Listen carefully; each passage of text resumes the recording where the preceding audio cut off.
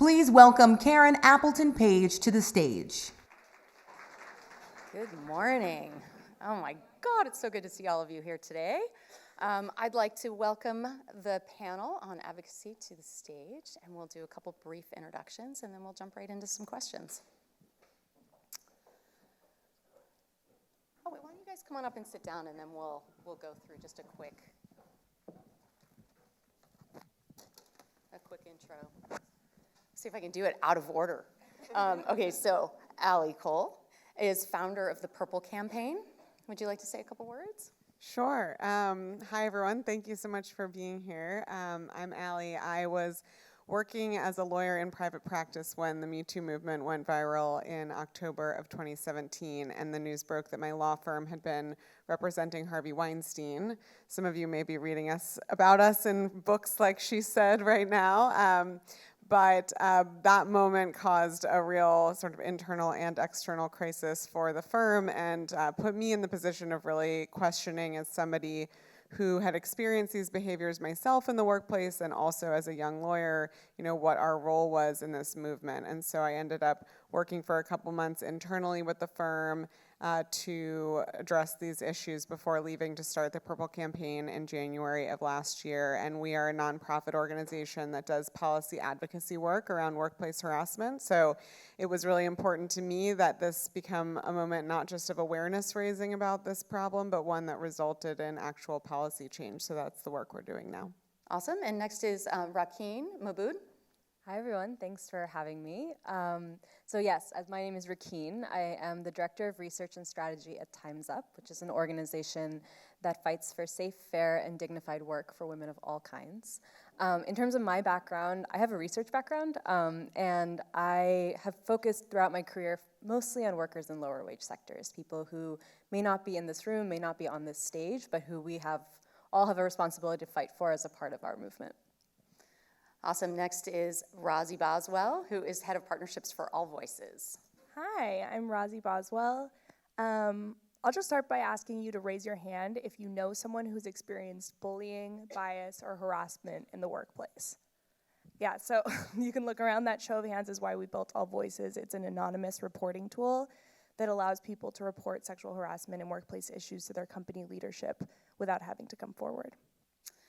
Thank you. And Rosette Pambakian, who was formerly in marketing at Tinder and currently is an advisor and investor. Hi, everyone. Yes, I'm an advisor and investor in a number of tech and CPG companies in the mid to early stages. And I'm here in my capacity today as advisor to AllVoices, a company that I believe in and know I definitely needed when I was working in the corporate side of things. Before that, yes, I was one of the earliest employees at Tinder, helped get the company off the ground in the very early days of 2012. And I left last year. I was the company's head of marketing and communications, so now I am advising and investing in companies that I believe have important social causes and are doing great things for particularly women. And I'm Karen Appleton Page. I am a venture investor with B Capital Group. We're partnered with BCG, and we invest in mid-stage growth companies of all kinds. So, ready to kick this off, ladies? Okay, let's get started. I wanted to begin by just addressing, the purpose, the theme of this whole session is about advocacy. It's important to understand how we advocate for ourselves. We're clearly all in this room because we're advocating for others. Sometimes that's the easier thing to do, but what strategies have you used to advocate for yourselves, and how does that translate into kind of the broader picture of what you do on a day-to-day basis advocating for others? Yeah, so I think for me, thinking about what Stacey Abrams just said this morning about not going it alone, I think has really been crucial. I think Lindy West also said yesterday that it's always, a terrifying experience to be saying things that you're not supposed to say, and that community is really an important part of that. So one strategy of mine is just coalition building, and often in order to find the courage to speak out about something that I know is going to be met with pushback, I'll start by finding a few people who I trust, also people who have power, maybe more power than I do, to know they'll be on my side and have my back before I've taken that step. So at my firm, before I started speaking up internally about my dissatisfaction with what we had been doing with Harvey Weinstein, I had a lot of conversations with other partners, including a lot of men, and there was actually one young male partner in the firm who had a lot of institutional power because he was brought in a lot of important clients, and he was very distraught by what he was learning about the firm, and we spent a lot of time sort of talking and getting on the same page before I put myself out there, and found a lot of other, associates as well who I knew would chime in behind me before I did that. So that's, I think, my sort of number one strategy. So it was a strength in numbers approach. Yeah, strength in numbers, and even for myself to know, just to work up that courage, right? That there would be other people who, even if they didn't chime in, who I knew agreed with me, just to give myself sort of that extra layer of confidence in what I was doing, and conviction to stand firm when inevitable blowback comes. Excellent. We promised we wouldn't go down the line, so I'm going to break it and let Not enough for every question, just for this one. I think this one's important. Yeah, I mean, I have faced harassment in pretty much every job I've ever been in, not necessarily in the workplace, but at a conference or at a meeting or what have you, right? I think that's a common experience. And I think this point about not going at it alone is part of why we're seeing, and in the moment we're in, like the Me Too movement is powerful because it is so widespread. It spans sectors, it spans genders, it spans types of job and work. And there is so much power in knowing that you are not alone, and not just in the workplace, but just generally in this experience, right? And then I think I think there is both the way you advocate for yourself in the workplace, as Ali has already spoken to. There's also ways of building power for workers that are, that are more institutional, that address the levers of power that exist. So just to speak from a really personal experience, when I was in graduate school, there's a guy named Jorge Dominguez, who you might have read about in the news, and he's a serial harasser, and he recently got kicked out of Harvard he got his tenure taken away, which is a really, really big deal.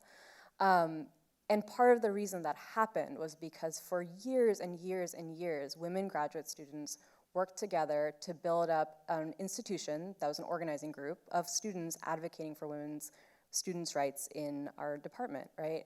And so when the time came, when the name was out in the open, everything he had done was out in the open, people were able to leverage that momentum and leverage that solidarity to really make change in a real way. So I think there's both what do you do in the moment, but then there's also what do you do to set the groundwork for the longer term institutional change that needs to happen.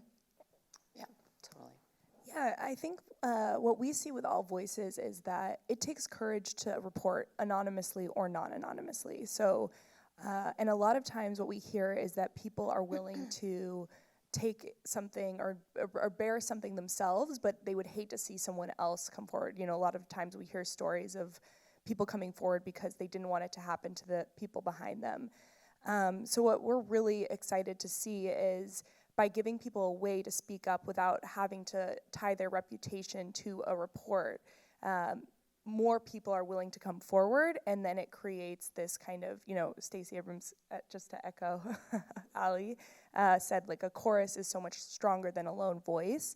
And so giving the people who aren't comfortable coming forward or don't have the resources to come forward a way to speak up and advocate for themselves is also a way to advocate for others. And I personally experienced that by not advocating for myself in a situation of harassment, and then seeing someone else have to go through a much worse situation because I didn't speak up. So that's kind of what brought me to this work. I think the common thread here that everyone has touched on is really having courage. I'll put a different spin on things. So I think when you reach a position of power, you have the responsibility to look after everyone. In my role at Tinder, I was relatively young when I kind of reached the, C-suite, so to speak. And when you get to that place and you're really proud of yourself, you have to understand that you have a responsibility to everybody on your team, all the young women. In my role, our marketing team was large and predominantly young women. And I always found it very easy to speak up and say, hey, that's not right. In anything in my life, I'm not just talking about at work. If I see anything unjust, I'm the first one to call it out or say that's not fair. But I also realized with everyone telling me how rare that is, that it's kind of difficult for women to do that. So when I finally got to a position of power, I made sure that I was that advocate for every young woman on my team who found it difficult to ask for a raise, negotiate for their salary, negotiate for more equity, especially working in a tech startup. These are things that everyone is thinking of and everyone is talking about.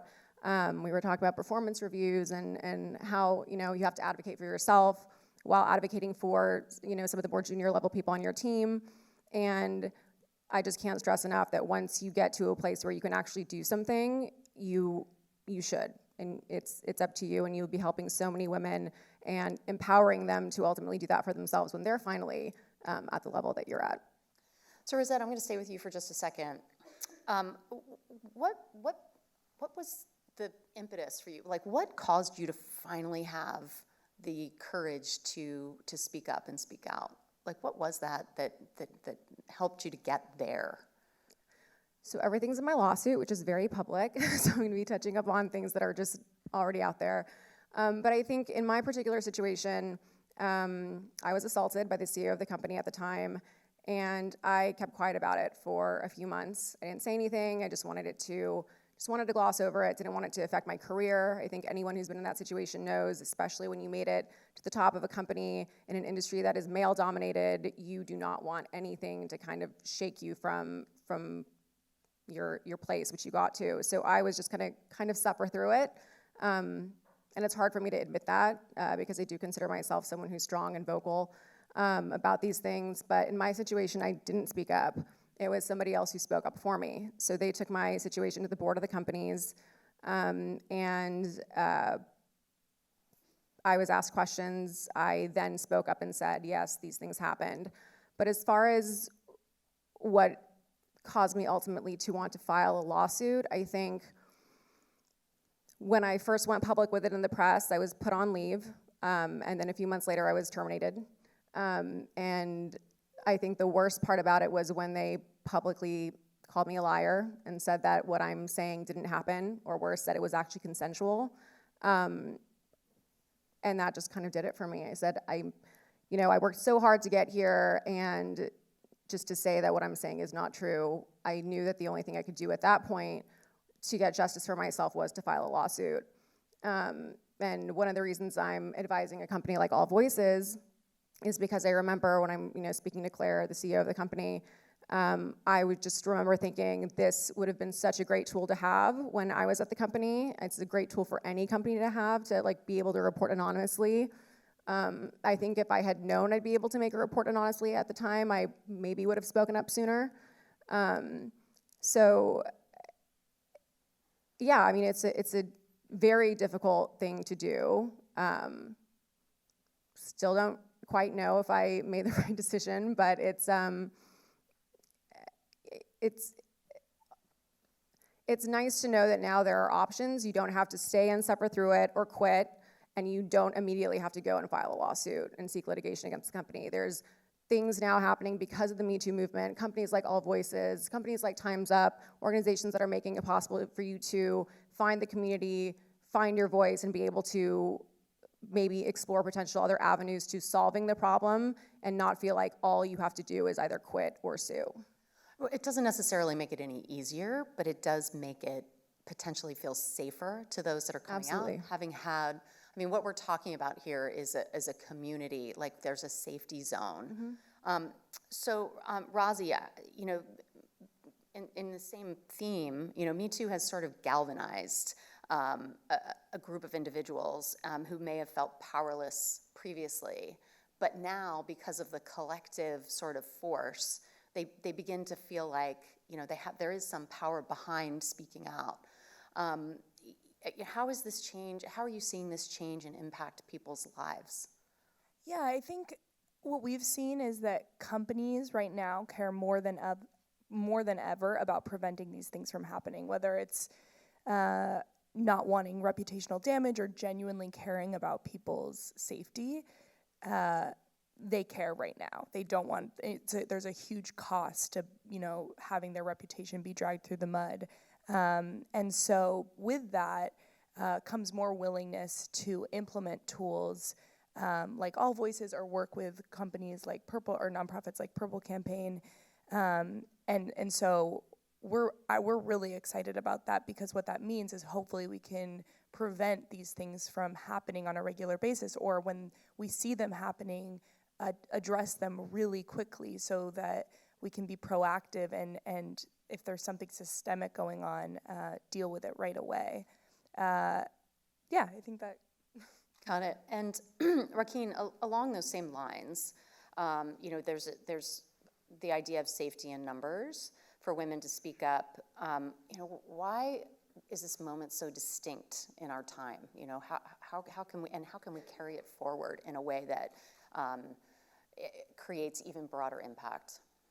Yeah, I mean, I had sort of alluded to this, I think, in my first response, which is we are in a moment where, not just people who have experienced this problem are recognizing it as a problem, but we're seeing it as something that way too many people go through, right? And it is a moment that finally feels really inclusive. It is one that's pulling in everyone from domestic workers and workers at McDonald's to people who are in the C-suite, who are working, at the highest levels of business or government. And that sort of, for the lack of a better phrase, cross-class moment is, I think, a really rare one, especially in a moment where we do have so many political divisions and so many other things, right?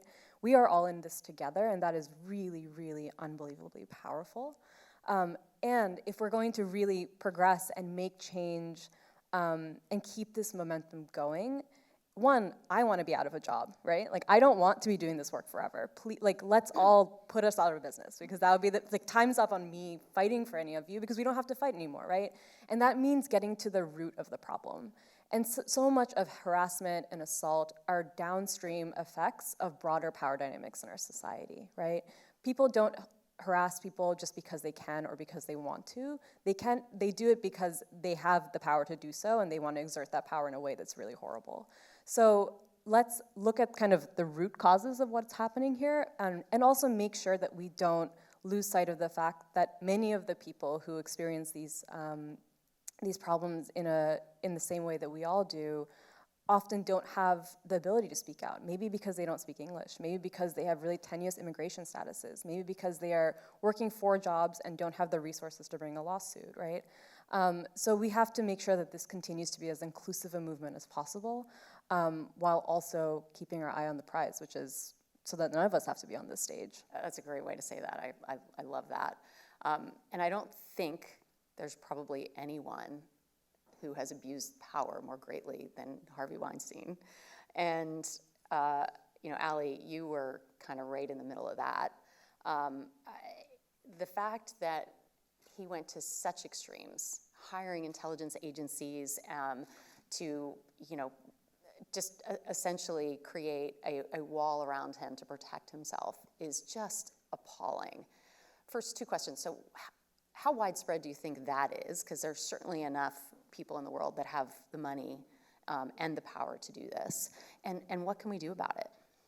Yeah, so I think, the specific news about my firm that broke was that that we had been the firm to retain Black Cube, which was this private intelligence firm who had sent, actually it was a woman who was pretending to be a women's rights advocate, and she was reaching out to actresses like Rose McGowan to befriend them and to gain their trust. So it would be like if you reached out to me and told me, hey, do you want to come speak on this panel at the Riveter, and it turned out you were secretly recording our conversations to dig up dirt on me to turn over to somebody I was thinking about speaking up against. I mean, that was the scenario. And for me, I had actually just about 10 days earlier been contacted by a reporter for the Washington Post who was working on a story about harassment in Congress, which is where I had spent my career before going to law school. And she was looking for people who had experiences with harassment in Congress who were willing to tell their stories to her.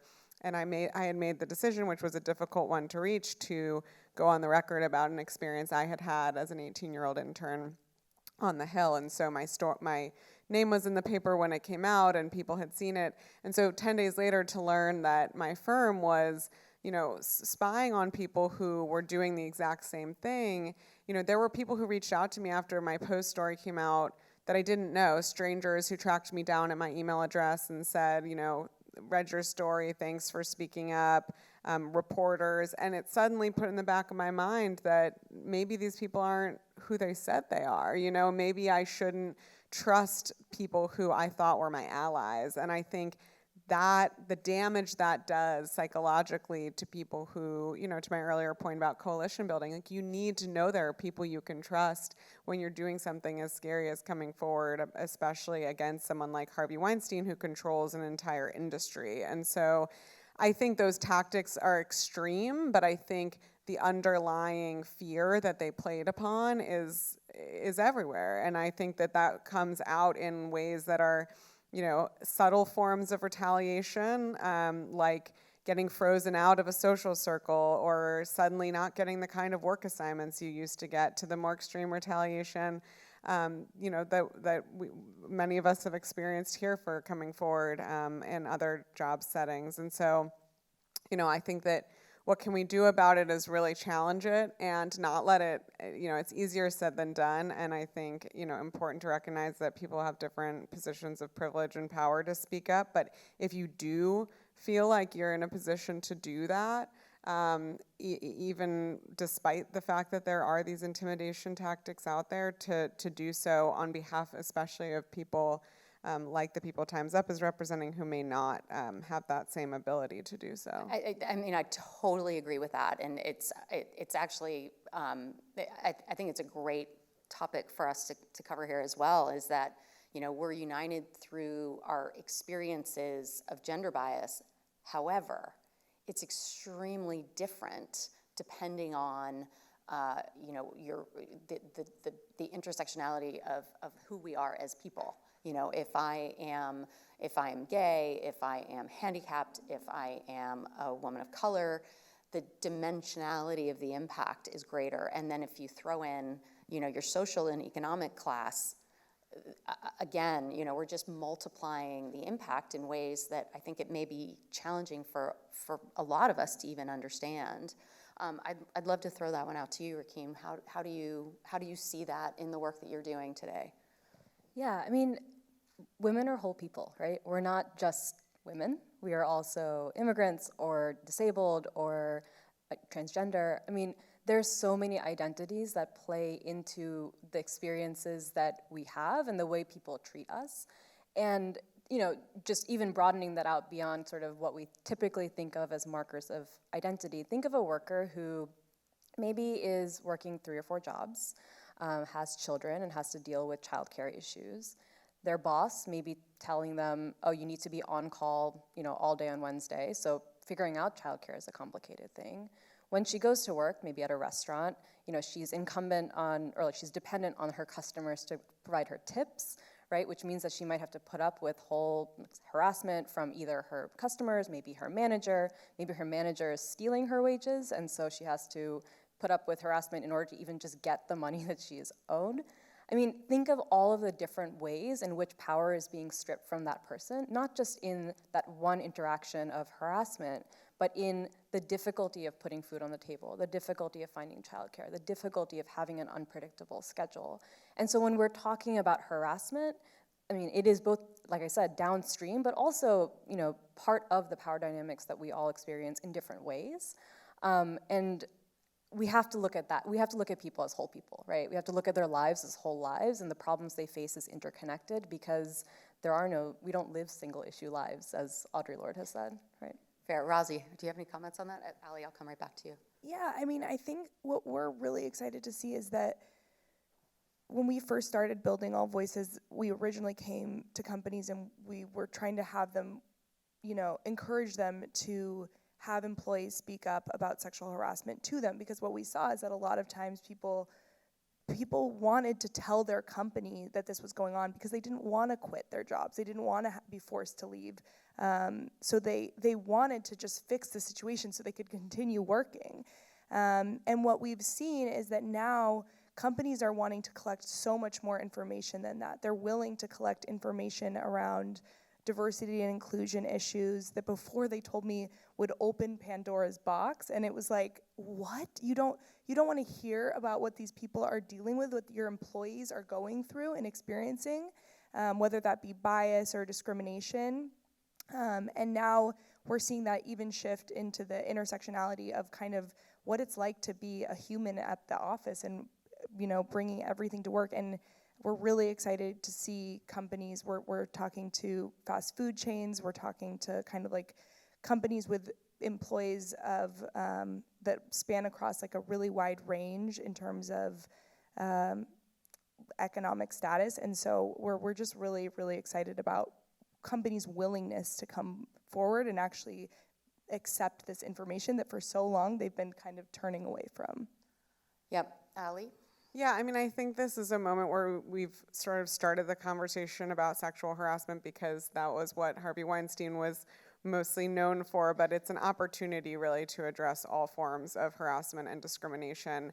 We know that more homogeneous workplaces tend to be places where there's higher instances of harassment because there's this feeling of otherness that gets created.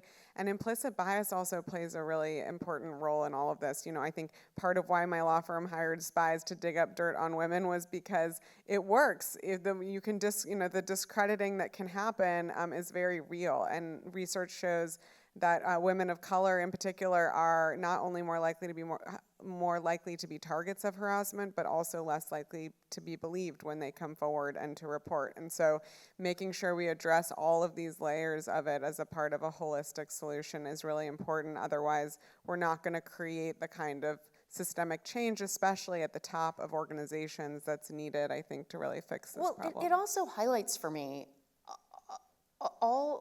everybody needs an enabler, right? Everybody had somebody helping them. Harvey had somebody helping him. Rosette, when I was reading about your story a little bit, I saw that the head of HR sort of did not act on your behalf. And I think that's another sort of troubling factor here that is perhaps less talked about, but I think super important. Do you want to address that at all? Yeah, I mean, I think in my situation when the company found out about what happened, they asked me to sign an NDA, and I chose not to, really for no other reason than at the moment I had no intention of really doing anything about it, but I didn't want my ability to speak about what happened to me to be taken away from me. So I chose not to sign the NDA. But yeah, I think it's a lonely place to be, I think, especially when the people in positions of power at the company are not really there to even help you. Which is what I learned in, the hard way. And which is another reason why I think everyone from every company and organization up here is doing such powerful work to help women in the workplace. And why with AllVoices, I was really happy to see that it's not just about harassment, it's about bias and discrimination and a number of other issues that you can report. And there's a safe place to do it, a place where you don't have to put your name on the line, or you don't have to look at the head of HR or the CEO in their face and say, hey, these are some serious issues, which if you can do that, great. I mean, I've worked with a ton of CEOs who I've been very comfortable enough to go up and say, you should really fix this, but that's not the case all the time. So I think the organizations and tools that we are provided with today, everyone here on stage, we're in such a better position now than I think we were just 2 years ago before this movement started. There's so many amazing things being done that are empowering us to really stand up and speak out. I can tell you, I don't think if this happened to me before Me Too and before Time's Up, if I would have spoken out about it. The veil of shame has been lifted. I'd like to open up to the audience. Does anybody have any questions? Wow, okay. Do you need a mic? Somebody's coming.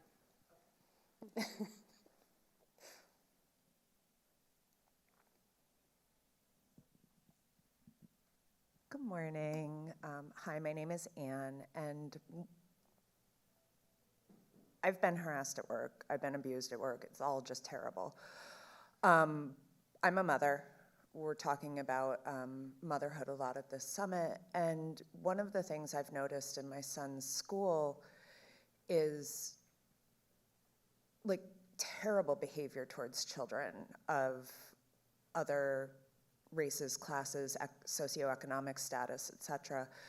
And I'm just wondering, AllVoices could be an incredibly important tool, because when I have raised these issues with the school administration, they literally gaslight me.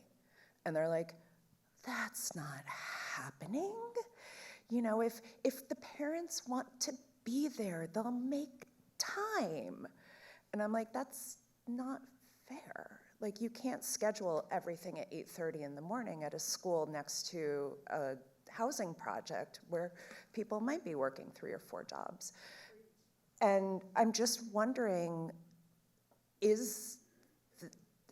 I alone? Am I the only one seeing this? Like, sometimes I feel crazy talking to the other parents in the school, being like, why is no one doing anything about this? And how do you start a conversation around DEI in schools with little people and big adults with enormous egos? I'm not alone. Okay, thank you. Anyone else? Sorry, it's Should we? blinding here. Did anybody want to touch on that? Oh, do you want? I'm sorry, my fault. Did anybody want to touch on that? I was just going to say, that sounds, this is how, great ideas kind of happen. There's a big problem, obviously, and I think community is so key to being a solution to some of this stuff, but being able to find people who are going through the same things you are and kind of like unifying and galvanizing everyone to create change, whether that's in the form of creating a product that does that or, creating an organization that does that. But it's always great when people can speak up and say, I'm having this issue, and it's amazing how many other people will speak up and say, I'm experiencing that too. And it's really what you do with that, passion and how you kind of create something that can fix the solution. But I think voicing all the concerns are really what leads to change. Agreed.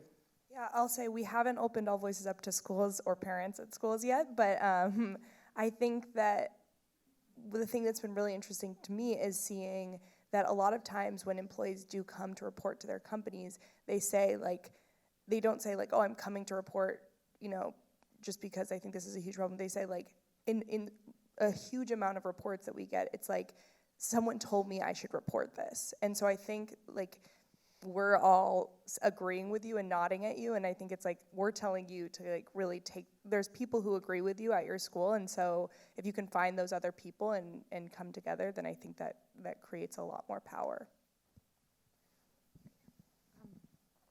Hi, thank you all for being here. So I wanted to ask about the impact on your organizations and Rosette on your lawsuit of SB, I think it's 177, the New York sexual harassment bill that Cuomo signed, and how your organizations are affected by it. For example, with AllVoices and not needing to follow the reporting procedures, or the effect of not, even if you sign an NDA, you can still pursue it, or lowering the burden of proof. Like, what is the impact on you? You go ahead. I was just going to say that Time's Up actually has a resource for folks who are interested in this bill, so you can, I don't know, Akita in the audience can wave and tell us where you can find that, but we have a packet, so for folks who do want to understand what the bill is, what your rights are under this law, feel free to go to Time's Up's website. You can text NYSAFE to 30644 to download the toolkit. I should know that.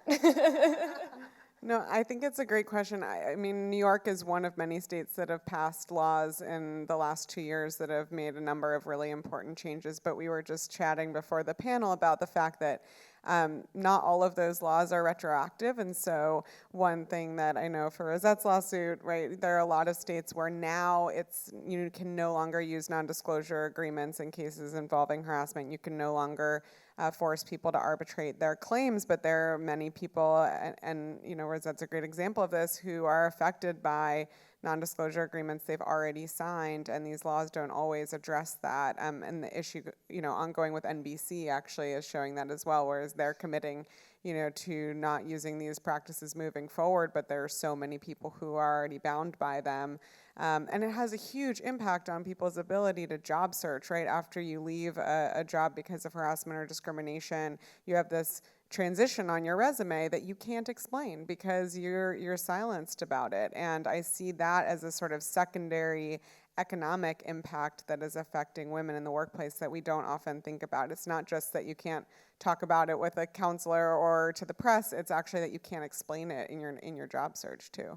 Which again puts the burden of the weight of all of this on the shoulders of those who have been impacted, which is just extraordinarily unfair to have to carry that burden. So I think that part of the normalization or, kind of at least broader understanding of what's happening, at least can create a foundation of safety and coalition that will hopefully get to the point where people don't have to hide. It's just so extraordinarily unfair. There's so much power in shame. And to take away that power is just, we're in a moment where we can do that. And you know what, we all in this room, we can all make this better by not carrying that forward, by saying yes before we say no at any time when we see that something looks unusual, just say yes. Okay, sorry. Hear me? Oh, Yeah, there we go. There you go. My name is Allison Turcos, and I am, I'm currently suing Lyft because, trigger warning, I was sexually assaulted and kidnapped by a Lyft driver.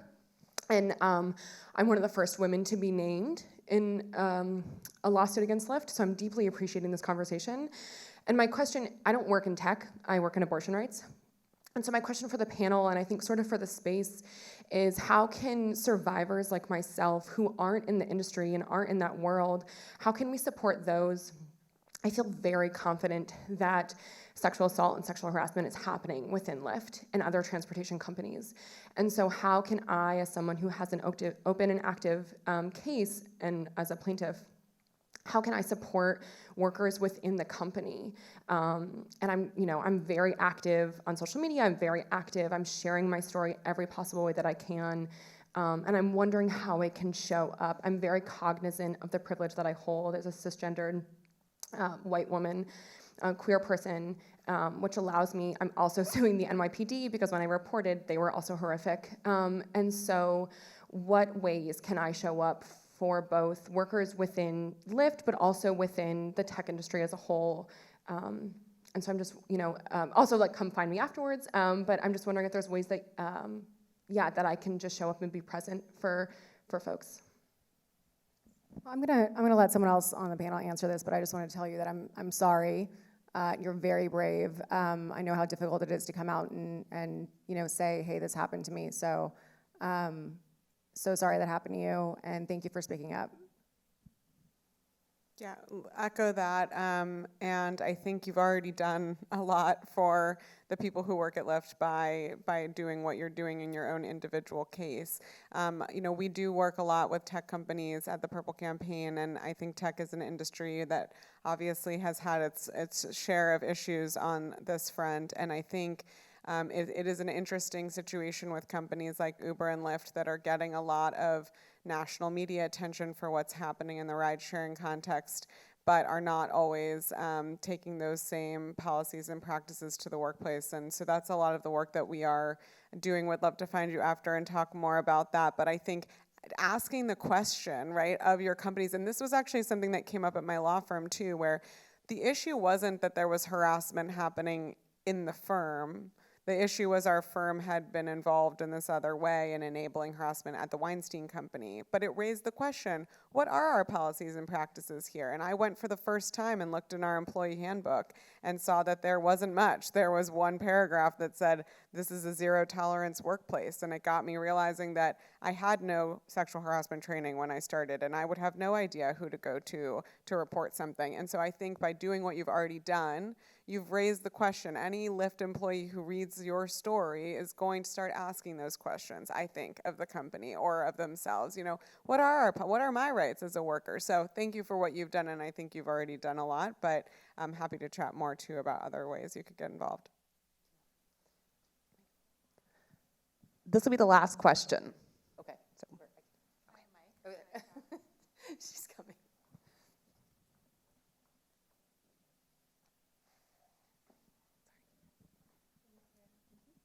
Hi, this has been so wonderful. Thank you all for coming and sharing and for all the work that you do every day for all of us. One of the things that gets me all the time, I mean, to give some context, my name is Jana. Hi, I've been an entrepreneur since I was 23, so I've worked for myself and obviously have had really crappy things happen to me by people, but I'm also able to be like, you know what, okay, I'm not gonna work with that client anymore and I'm gonna move on. And so I'm very aware of that privilege that I've had, and I feel the need to spend it in lots of different ways by helping people. And one of the things that's so asinine to me in everything that has come out about this as a communications person is the language, right? Like the women are the accuser and the victim and all these things. And then, of course, like you were saying, we talked about, being discredited. Like the idea that someone would go forward, the idea that Christine Blasey Ford would want to do this to her life, right? Like the idea that in some sort of like power grab, like it's just so insane to me and something that any woman or person who's ever, would understand. And when I think about that, how do we help them tell their stories? How do we have people see, because it's the bravery of people like you who allow you to be like, okay, I can do this, right? We can't be what we can't see. But also at the same time, how do we, and all of us in this room, we all have power and influence, whether it's how the media covers these things, like how do we make sure that, like Chanel Miller's book is called Know My Name, right? Like, that women are acknowledged for their names and the power that they've taken. And, I guess just the whole idea that someone would lie about this is just so insane to me. But that's the whole like, lift the veil of shame, opening up and talking about all of these things and helping each other to be able to voice their concerns, to be so friggin' brave, Allison. Just like, it blows me away, but we gotta keep doing it. We gotta keep doing it or it won't change. Any final remarks from the panel? Yeah, I also just think, we talked about like reporting and how terrible the process of reporting is in a police situation, but also in HR. Like so many people I talk to say that the process of reporting to HR was equally as traumatic as the actual experience. So I think that, and so often when we talk to companies, they're like, well, we have a whistleblower hotline, which is terrible. It's like, it's like the worst user experience, and it feels like you're reporting to the police. It's just awful. And not accounting for the fact that someone might have just been physically assaulted or being harassed and they're terrified. And so I think that it's also about building ways for people to report about what's going on that make them feel comfortable and actually keeping that experience of that person in mind and what they've just gone through. Because I think so many of the tools out there or the reporting processes out there have just been built to kind of band-aid this broken arm. And so I think the more we can do around stepping up for one another, of like making that process better and making it more comfortable in whatever way we can, is going to encourage people to come forward and share their stories.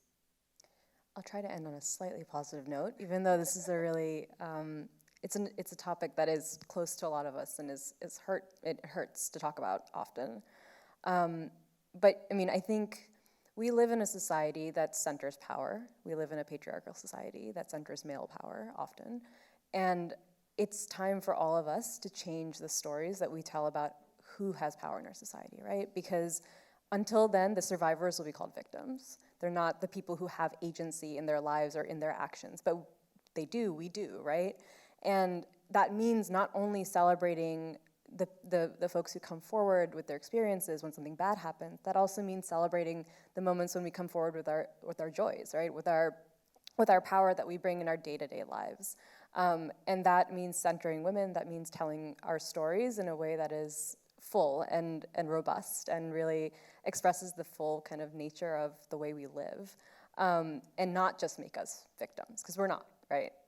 So I'll end there. Absolutely. Okay, lightning round, and then we'll wrap because I know we're out of time. Okay, lightning round. Name one book, podcast, website, or individual that everybody in this room should check out when they get home.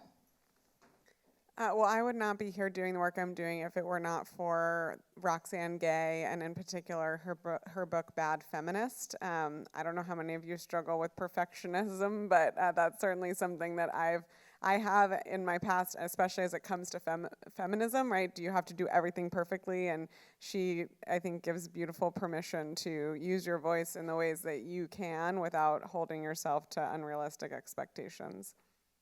I've been listening to this podcast called Dolly Parton's America, and I'm obsessed. It's fascinating. It's not just biographical. It like goes into aspects of feminism and the glamorization of poverty, and it's so fascinating. You should all listen to it.